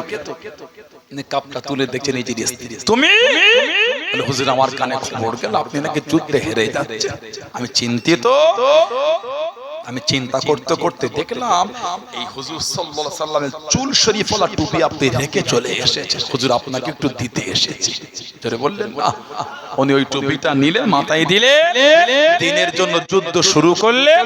আল্লাহ পাকের হুকুম, ওই যুদ্ধে আল্লাহ ওনাকে ফাতে দিয়ে দিলেন। জোরে বলুন না সুবহানাল্লাহ। হযরতে উসমান ইবনে তালহা আর খালিদ বিন ওয়ালিদ আর আমর ইবনুল আস রাদিয়াল্লাহু তাআলা আনহুম আজমাইন, এই তিনজন সাহাবা অষ্টম হিজরিতে মুসলমান হতে গেছেন। হযরত খালিদ বিন ওয়ালিদ আর হযরত উসমান ইবনে তালহা রাদিয়াল্লাহু আনহুম দুজনে মুসলমান হয়ে গেলেন। আমাদের নবী সাল্লাল্লাহু আলাইহি ওয়াসাল্লাম হাত বাড়িয়ে রেখেছে, হযরত আমর ইবনুল আস হুজুর হাতটা টেনে নিলেন। হুজুর আক্ষেপ করে বললেন, কি ব্যাপার মুসলমান হবে না? হুজুর মুসলমান হব, তবে কথা দিতে হবে বিগত জীবনের গুনাহগুলি সব মাফ হয়ে যাবে। আমাদের হুজুর বললেন, যে ব্যক্তি আল্লাহর দিনে ফিরে আসে, আল্লাহ দয়াময় মেহেরবানি করে ওই ব্যক্তির বিগত জীবনের অন্যায়গুলিকে সব মাফ করে দেন। বলুন না সুবহানাল্লাহ। এই তিনজন অষ্টম হিজরিতে মুসলমান হলেন। ওনাদের মধ্যে একজন ছিলেন উসমান ইবনে তালহা, উনি মুসলমান হবার আগে হযরত মুসআব বিন উমাইর রাদিয়াল্লাহু আনহু নামাজ পড়া দেখে নিয়েছিলেন, দেখে মদিনা শরীফে সব বলে, মক্কা শরীফে বলে দিয়েছিলেন, ওনার দামি দামি জামা কাপড় সব খুলে নিয়েছিল। আহা, আল্লাহ নবী সাল্লাল্লাহু আলাইহি সাল্লাম যখন নবাবী শরীফে হজ করতেন, উনি হুজুরের সামনের গিয়ে যখন চলে যেতেন বা হুজুরের কাছে বসতেন, আল্লাহ নবী মুসআব বিন উমাইরকে দেখলেই কেঁদে ফেলতেন। হুজুরের নূরে চোখ দিয়ে টপ টপ করে পানি ঝরতো। আহা, সাহাবারা বলতেন, হুজুর মুসআব বিন উমাইরকে দেখলে কেন কাঁদেন আপনি? আমাদের হুজুর কাঁদতেন আর বলতেন, আমি নবী আমার মুসআব বিন উমাইরকে দেখলে ওর ওই জীবনটার কথা আমার মনে পড়ে যায়। কোন জীবন? যে জামাটা একবার গায়ে দিয়েছে, ওই জামাটা দ্বিতীয়বার আর গায়ে দেয়নি। আল্লাহ আল্লাহ রাসূল কত ভালোবেসেছে, আজকে আমার দরবারে এসে বসে আছে ওই ছেলে ছিঁড়া ফাটা জামা পরে বসে আছে, যে চাদরটা জড়িয়েছে তালি দেওয়া তাপ্পি দেওয়া।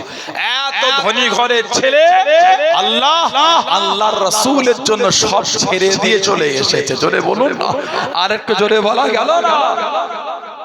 আল্লাহ আল্লাহ রাসূলের ভালোবাসা। ইউপিতে 15 জনের নামে এফআইআর করে ভেবেছে হুজুরের ওই ব্যানার আর মুসলমান টাঙাবে না, জেলের জায়গা কম পড়ে যাবে, হুজুরের গোলামের কম হবে না। 15 জনের নামে কেস করে আমাদের ভয় খাওয়াচ্ছে। ওদের জানা নাই শরীরের রক্তের প্রত্যেকটা ফোঁটা আমার হুজুরের কদমে কুরবানির জন্য আমরা তৈরি হয়ে আছি। বলুন আলহামদুলিল্লাহ, বলেন ইনশাআল্লাহ। কিসের ভয় খাওয়াচ্ছে আমাকে? মেরে দুনিয়াটা আমার তুচ্ছ মনে করে আমাদের আখিরাত হলো আমাদের আশা।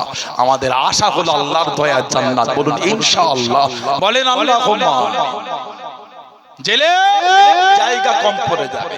তোমরা জানো না, আমরা হযরত বিলাল ইবনে রাবাত থেকে আমার হুজুরকে ভালোবাসা শিখে নিয়েছি। আমরা হযরত আব্দুল্লাহ ইবনে উম্মে মাকতুম রাদিয়াল্লাহু আনহু থেকে আমার হুজুরকে মোহাব্বত শিখে নিয়েছি। হুজুরের মুয়াজ্জিন ছিলেন কজন? আমার আলোচনায় বিরক্ত লাগে আপনাদের? হুজুরের মুয়াজ্জিন কজন? হুজুরের মুয়াজ্জিন ছিলেন দুজন, হযরত বিলাল ইবনে রাবাহ রাদিয়াল্লাহু আনহু, আরেকজন হযরত আব্দুল্লাহ ইবনে উম্মে মাকতুম রাদিয়াল্লাহু তাআলা, উনিও মুয়াজ্জিন।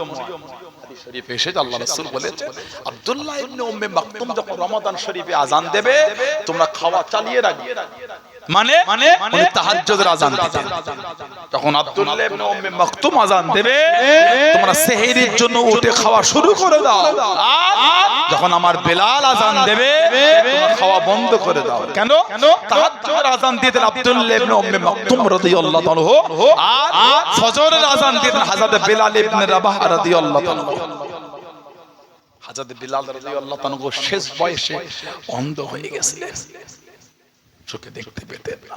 আহা, হুজুর সাল্লাল্লাহু আলাইহি ওয়াসাল্লাম বললেন, বিলাল তাহাজ্জুদের আযান দেবে, আর আব্দুল্লাহ ইবনে উম্মে মাকতুম উনি ফজরের আযান দেবে। আব্দুল্লাহ ইবনে মাকতুম উনিও তো অন্ধ ছিলেন, তাহলে হুজুর ওনাকে চেঞ্জ করে এখানে আনলেন কেন? কারণ এসেছে যে হযরত বিলাল রাদিয়াল্লাহু আনহু ফজরের আযান দিতেন, সাহাবাদের অভ্যস্ত ছিল। ফজর চোখে দেখতে পেতেন না, শেষ জীবন বুঝতে পারবেন না বলে হয়তো সময়ের হেরফের হয়ে যাবে। আর লোকের অভ্যস্ত হিসাবে যে বেলাল আযান দিয়ে উনি তো জানেন, লোক হয়তো মাঝে মধ্যে গুলিয়ে ফেলতে পারে যে উনি চোখে দেখতে পাচ্ছে না। ওজন্য ওনাকে তাহাজ্জুদে হুজুর ঠেলে দিলেন, আর ফজরে আব্দুল্লাহ ইবনে উম্মে মাকতুমকে দিলেন। কেন?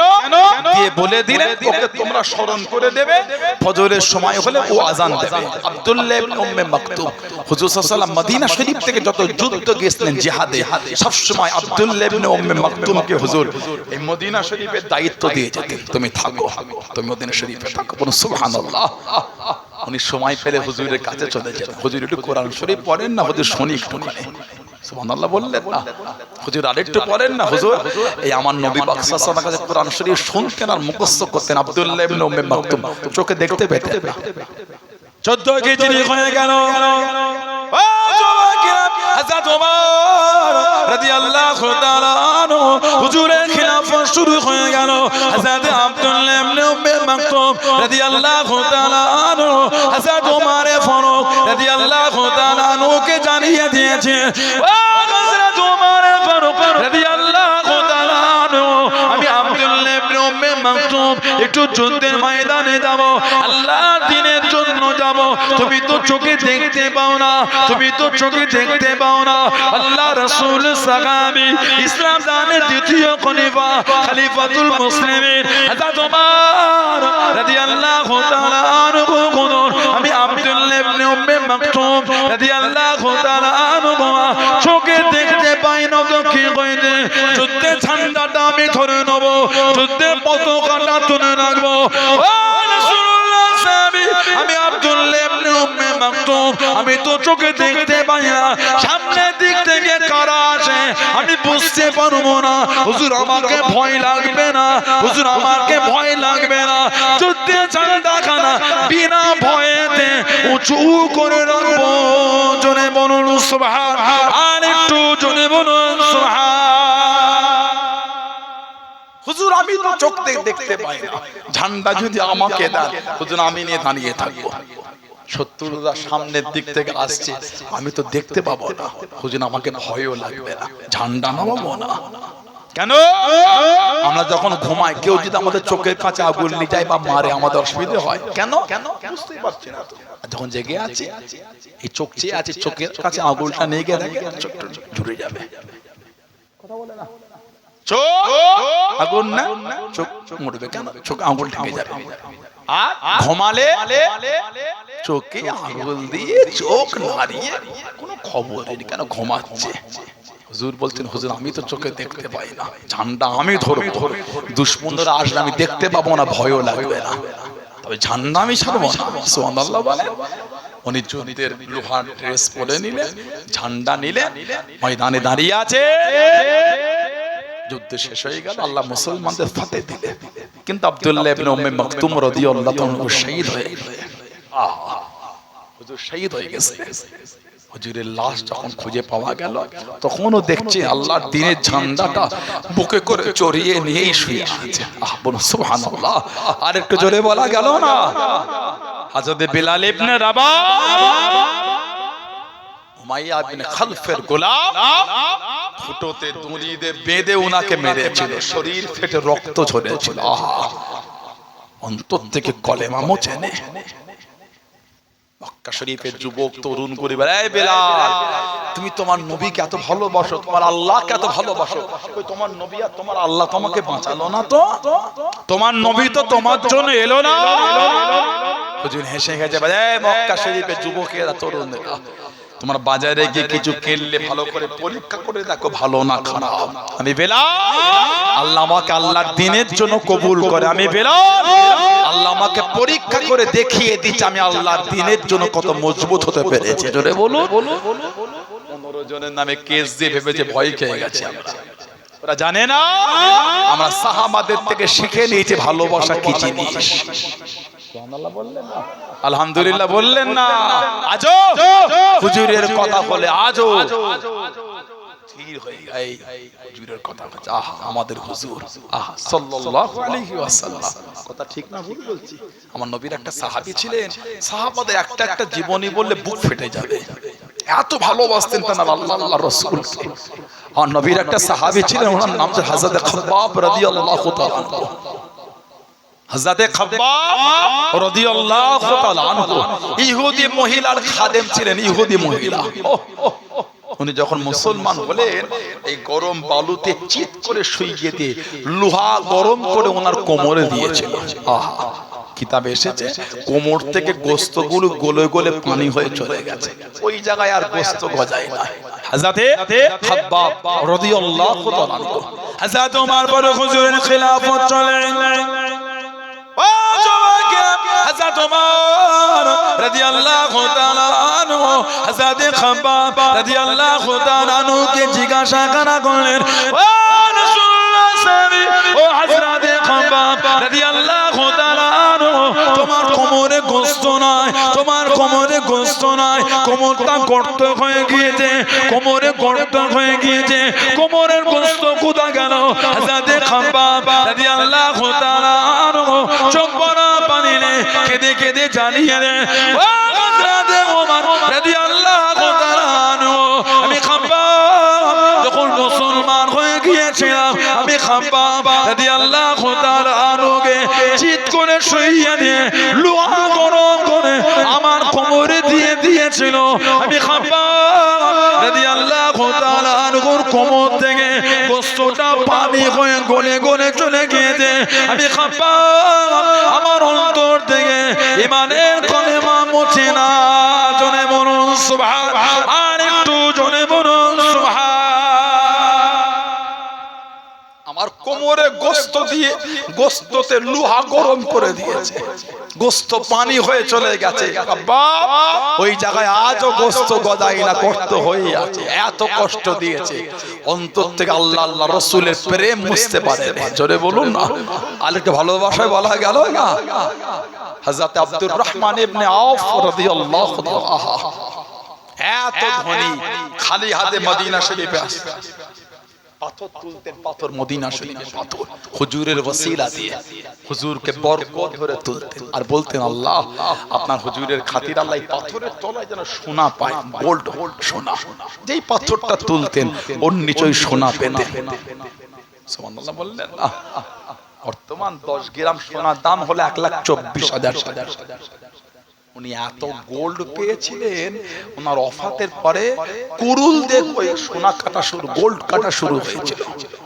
ফজরের সময় শুরু করেছে, জোহর হয়ে গেছে তখনও চলছে, শেষ হয় নাই। জোরে বলে, যারা কেটেছিল ওদের হাতে ফুসফুস হয়ে গেছে গোল্ড, এত সোনা উনি রেখে গিয়েছিলেন। হযরতে আব্দুর রহমান ইবনে আওফ রাদিয়াল্লাহু তাআলা ওফাতের আগে 50,000 দিনারের একটা বাগান নবীর আহলে বায়তের জন্য উনি দান করে গেছিলেন। জোরে বলো, আল্লাহ নবী দিনের জন্য বার হয়ে গেলেন। ও যুবকেরা, মানা কাকে বলে, মোহাব্বত কাকে বলে, প্যার কাকে বলে? তাস খেলাটার নাম মানা না, জুয়া খেলাটার নাম মানা না, লটারি কাটাটার নাম মানা না, সুদ খাওয়াটার নাম মানা না, শরিয়াতে বাইরে চলাটার নাম মানা না। আল্লাহ নবী সাল্লাল্লাহু আলাইহি ওয়াসাল্লাম আল্লাহ দ্বীনের জন্য ইসলামের প্রথম যুদ্ধ দ্বিতীয় হিজরিতে বদরের জমিনে চলে গেলেন। ও যুবকেরা, আল্লাহ নবী সিজদায় পড়ে সার সার হয়ে কাঁদে, চোখের পানি ফেলে ফেলে কাঁদে। ও নবী আল্লাহ, আজকে দিনে যদি এখানে যায়, দিন মানার কেউ থাকবে না, ইসলাম মানার কেউ থাকবে না, কলেমা মানার কেউ থাকবে না, আপনার ওয়াহদানিয়াত মানার কেউ থাকবে না, আমি নবী আমাকে মানার কেউ থাকবে না, ইসলামের ঝান্ডা তোলার কেউ থাকবে না। আল্লাহ পাক আজকে যদি এখানে যায়, আমার সাহাবা মাত্র 310 জন। আল্লাহ নবী সাল্লাল্লাহু আলাইহি ওয়াসাল্লাম সার সার করে কাঁদে, চোখে পানি ফেলে ফেলে কাঁদে। ও যুবকেরা, আল্লাহ রাসূলের সাহাবী হযরত আব্দুর রহমান ইবনে আওফ রাদিয়াল্লাহু তাআলা আনহু আল্লাহ নবীর কাছে থেকে দাঁড়িয়ে গেলেন, পাশে থেকে দাঁড়িয়ে গিয়ে মাথা থেকে পা পর্যন্ত 31 জায়গাতে তীর তলোয়ার লাগাত হয়ে গিয়েছে। রক্তখানা টপকে টপকে পড়ে, রক্তখানা টপকে টপকে পড়ে, মাথা থেকে পা পর্যন্ত 31 জায়গায় তীর তলোয়ারের আঘাত, শরীর থেকে রক্ত ঝরে। আল্লাহ নবীর কাছে দাঁড়িয়ে দাঁড়িয়ে চোখ ভরা পানি রে কেঁদে কেঁদে জানিয়ে দেন, ইয়া রাসূলুল্লাহ, হাবিবাল্লাহ, আল্লাহ পাকের নবী হুজুর আপনি আর কাঁদবেন না, সিজদা থেকে মাথাটা উঠিয়ে নেন, সিজদা থেকে মাথাটা তুলে নেন। ইয়া রাসূলুল্লাহ, হাবিবাল্লাহ, শরীরের মধ্যে এক ফোঁটা রক্ত থাকা পর্যন্ত এই জমিন আপনাকে একা রেখে যাব না। জোরে বলুন সুবহান, আর একটু জোরে বলুন সুবহান। আল্লাহ নবীর কাছে থেকে দাঁড়িয়ে গেলেন হযরত মিকদাদ ইবনে আমর, হযরত মিকদাদ ইবনে আমর রাদিয়াল্লাহু তাআলা আনহু আল্লাহ নবীর কাছে থেকে দাঁড়িয়ে গেলেন। আল্লাহ নবী সাল্লাল্লাহু আলাইহি ওয়াসাল্লাম সার সার করে কাঁদেন, ও নবী আল্লাহ, আজকে দিনে যদি করে যায়, দিন মানার কেউ থাকবে না, আপনার ওয়াদানিয়ত মানার কেউ থাকবে না, আমি নবী আমাকে মানার কেউ থাকবে না, দিনে ঝান্ডা তোলার কেউ থাকবে না। হযরত মিকদাদ ইবনে আমর জার জার করে কেঁদে কেঁদে বলে, ইয়া রাসূলুল্লাহ, হাবিবাল্লাহ, আল্লাহ পাকের নবী সিজদা থেকে মাথাটা উঠিয়ে নেন, সিজদা থেকে মাথাটা তুলে নেন, আমরা আপনাকে মুসা নবীর উম্মতের মতন বলবো না। ও নবী মুসা, আপনি আর আপনার আল্লাহ ফেরাউনের বিরুদ্ধে যুদ্ধ করেন, এটা আপনাকে আমরা বলবো না। শরীরের মধ্যে এক ফোঁটা রক্ত থাকা পর্যন্ত আপনার সামনে পিছনে ডান দিকে বাম দিকে দাঁড়িয়ে দাঁড়িয়ে আপনাকে কাট করে যুদ্ধখানা চালিয়ে যাব। জনে বলুন সুবহান, আর একটু জনে বলুন সুবহান। নারায়ে তাকবীর, নারায়ে তাকবীর। ইয়া রাসূলুল্লাহ, হুজুর আপনি সেজদায় পড়ে কাঁদবেন, আপনার কান্না সহ্য হয় না। হযরতে আব্দুর রহমান ইবনে আওফ হুজুরের মাথা থেকে পা পর্যন্ত 31 জায়গায় তীর তলোয়ার লেগেছে। 31 জায়গা তীর তলোয়ার, রক্ত গোটা শরীর থেকে টপকে টপকে পড়ছে। তখন হুজুরের কাছে দাঁড়িয়ে, ইয়া রাসূলুল্লাহ, হুজুর আর আপনি কাঁদবেন না ইয়া রাসূলুল্লাহ। আমি আব্দুর রহমান ইবনে আওফ বলছি, যতক্ষণ শরীরে এক ফোঁটা রক্ত থাকবে আপনার কাছে দাঁড়িয়ে হুজুর যুদ্ধ করে যাব। বলুন সুবহানাল্লাহ। আর হযরত মিকদাদ ইবনে আমর হুজুরের কাছে দাঁড়িয়ে কাঁদছেন আর বলছেন, হুজুর আমরা আপনাকে মুসা নবীর উম্মতের মতন বলবো না। মুসা আলাইহিস সালাম ওনার উম্মতরা বলেছে, ও নবী মুসা, আপনি আর আপনার আল্লাহ ফেরাউনের বিরুদ্ধে যুদ্ধ করেন, আমরা যাব না, আমরা একটু বসে বসে দেখি। হুজুর ওটা আমরা আপনাকে বলবো না। হুজুর শরীরে যতক্ষণ এক ফোঁটা রক্ত থাকবে, সামনে পিছনে ডান দিকে বাম দিকে আপনাকে গার্ড করে হুজুর আল্লাহর দ্বীনের জন্য যুদ্ধ করে যাব। বলুন না সুবহানাল্লাহ, জোরে বলেন না সুবহানাল্লাহ। হলো মানা, এটা হলো প্রেম, এটা হলো মুহাম্মদ। এত ভালোবাসতেন সাহাবারা আমার হুজুরকে। আল্লাহ নবী সাল্লাল্লাহু আলাইহি ওয়াসাল্লাম দরবারে একজন সাহাবী এলেন, আমার হুজুরের মুখটা একটু শুকিয়ে আছে। সাহাবী আমার হুজুরকে বলে, ইয়া রাসূলুল্লাহ সাল্লাল্লাহু আলাইহি ওয়াসাল্লাম, হুজুর মনটা একটু খারাপ লাগে, চেহারাটা একটু শুকনো। ইয়া রাসূলুল্লাহ, কেন হুজুর? আল্লাহ নবী বললেন, বাবা আমি ঠিক মতন খাইনি, কদিন ঠিক মতন খাওয়া হয়নি। সাহাবীর বুকটা ফেটে গেল। আল্লাহ নবী দরবার থেকে কাঁদতে কাঁদতে বার হয়ে গেল।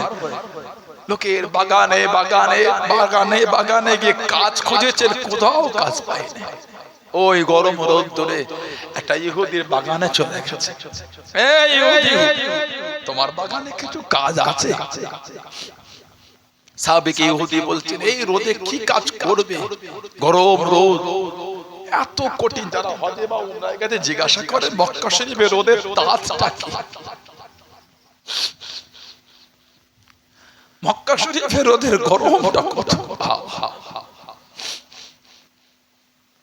যে জমিনে খালি পায়ে পা দেওয়া যায় না, মক্কা শরীফে খালি পায়ে হাঁটতে পারবে না, ফসা উঠে যাবে। ওই জমিনে ইমামে মালিক রাহমাতুল্লাহ জীবনও জুতো বলে, পা ফুলে ফেটে রক্ত ঝরতো, রস গড়তো, তারপরও খালি পায়ে হাঁটতেন। ইমামে মালিক রাহমাতুল্লাহকে জিজ্ঞাসা করলে বলতেন, এই জমিন আমাদের নবী খালি পায়ে, এই জমিন আমার হুজুর হেঁটেছেন, ওই জমিনে জুতো পরে হাঁটতে হাঁটতে যদি আল্লাহ রাসূল যেখানে নূরের কদম রেখেছেন ওইখানে যদি আমার জুতো পায়ে পা পড়ে যায় কতটা বেয়াদবি হয়ে যাবে। ওই জন্য আমি এই জমিনে জুতো পায়ে হাঁটি না। বলুন না সুবহানাল্লাহ। আর একটু ভালোবাসায় বলা গেল না। ইহুদি বলছে, এই রোদে কি কাজ দেবো? আমার এই খাজুরের বাগানে একটা কুয়া আছে, কুয়া, ওই কুয়ার পানি গরম রোদে অনেক নিচে নেমে গেছে। তুমি যদি এই বালতি ফেলে রশি টেনে টেনে এক বালতি পানি তোলো, তোমাকে একটা খেজুর দেবো। সাহাবী বলছে, আমি রাজি আছি। সাহাবী, আমি রাজি আছি। চলে গেলেন ওই গরম রোদ্দুরেতে, বালতি ফেলে রশি টেনে, রশিতে এক বালতি পানি তুলে ইহুদিকে দেয়, একটা করে খাজুর দেয়, ওনার চাদরটা বিছিয়ে ওই চাদরে জড়ো হয়। মাঝে মাঝে দেখে কটা হলো, এতে মনে আমার হুজুরের খেতে মিটবে না, আরেকটু তুলেছে, আর দেখেছেন কম হয়ে গেল। এই করে করে পানি তুলে হাতে ফোঁসা বসে গেছে। একটু বেশি পারা হলো, চাদরটা জড়িয়ে আল্লাহ নবী সাল্লাল্লাহু আলাইহি ওয়াসাল্লাম দরবারে চলে গেলেন। আসসালামু আলাইকা ইয়া রাসূলুল্লাহ হাবিবাল্লাহ, আমাদের হুজুর সালাম দিলেন। হুজুরের কাছে ওই চাদরটা খুলে ইয়া রাসূলুল্লাহ, হুজুর টপি খান ইয়া রাসূলুল্লাহ, হুজুর আপনি এর থেকে একটু খেজুর খান ইয়া রাসূলুল্লাহ। কোথা পেলে বাবা এই রোদে এত খেজুর? শরীরটা ঘেমে লেগে গেছে, হাতে ফোঁসা উঠে গেছে। ইয়া রাসূলুল্লাহ, যখন আপনার খোদার কথা শুনেছে আর আমি সহ্য করতে পারি না। হুজুর আমি বাগানে গিয়ে কুয়াতে বালতি ফেলে রশি টেনে আপনার জন্য পানি তুলেছি ইয়া রাসূলুল্লাহ। হুজুর এক বালতি পানি তুলেছি, আমাকে একটা খেজুর দিয়েছি। আমি আপনার ভালোবাসায় এত বালতি পানি তুলে হুজুর খেজুর এনেছি, হুজুর আপনি একটু খান। এটা হলো সাহাবাদের প্রেম, জোরে বলবেন না? আর একটু ভালোবাসায় বলা গেল না, আল্লাহ পাক এত খুশি হয়ে গেছেন সাহাবাদের উপরে, এত সন্তুষ্টি আমার আল্লাহ হয়ে গেছে। আল্লাহ ভালোবেসে কোরআন শরীফে বলে দিয়েছেন রাদিয়াল্লাহু আনহুম ওয়া রাদু আন, তাদের উপর আমি আল্লাহ খুশি, তারাও আমি আল্লাহ আমার উপরে খুশি। জোরে বলুন না সুবহানাল্লাহ। আর একটু ভালোবাসায় বলা গেল না, সেই সাহাবাদের দিকে লক্ষ্য করেন। কিসের জীবন আমাদের? যদি হুজুরের ভালোবাসা তৈরি না হয়, কিসের মানা এটা? যদি মদ মন্দ না হয়, ও যুবক কতটা আল্লাহ আল্লাহ রাসূলকে ভালোবেসেছেন, আয়না সামনে দাঁড়িয়ে নিজের মুখ থেকে মনকে প্রশ্ন করবেন। এখনো জীবন থেকে মদ বন্ধ হলো না, জুয়া বন্ধ হলো না, তাস বন্ধ হলো না, লটারি বন্ধ হলো না, সুদ বন্ধ হলো না। আপনি দাবি করেন হুজুর ভালোবাসেন, আপনি আল্লাহ আল্লাহ রাসূলকে ধোঁকা দিয়েছেন।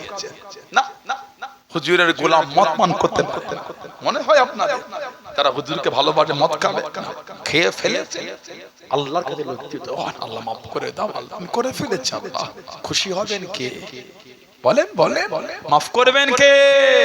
আল্লাহ মাফ করবেন, সুবহানাল্লাহ বলেন। লটারি কেটে ফেলেছে, আল্লাহ ভুল করে কেটেছে, আল্লাহ তুমি যদি ফিরিয়ে দাও জাহান্নামে চলে যাবো, আল্লাহ মাফ করে দাও, আল্লাহ খুশি হবেন কে?